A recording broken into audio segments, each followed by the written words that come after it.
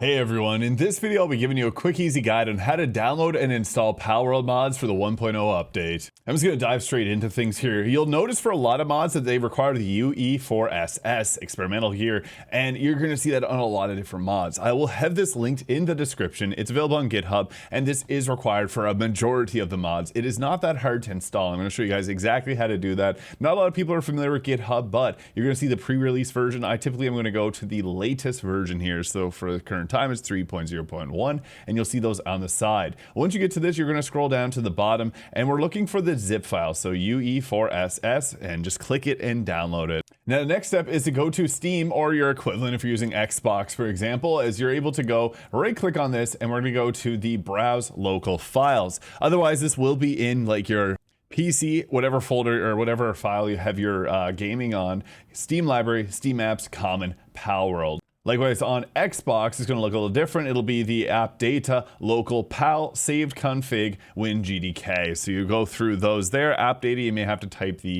%sign in the search bar, app data, %sign, and that will pop it up.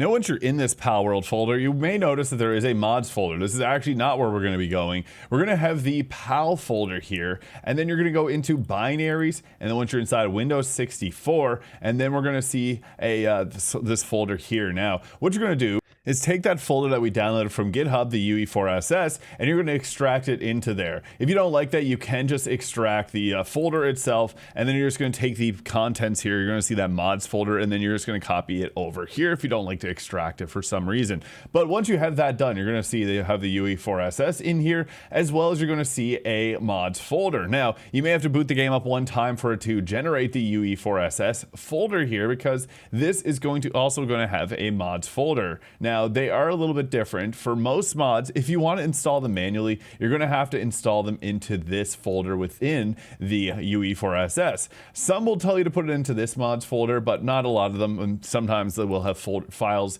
generate from in here over into that section. So for example, if we wanted to download this less restrictive building mod by Kate's here, we're going to go into the files here. Now, there's going to be sometimes two options.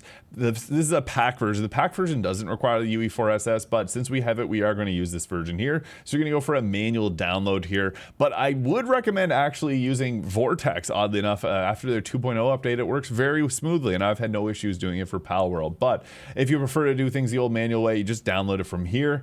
And you can do the old extraction to your downloads folder if you want, or we can extract it into the mods folder here, as this is where the mods will go. So again, this is from the PALWORLD. You go to binaries, Windows 64, then into this folder is the UE4SS, and then there's a mods folder, and this is where they go. Vortex will automatically install these. All these mods here were done by Vortex, so it does a pretty solid job, honestly, of getting it done. But if you like the manual way, you can do it just from your downloads folder.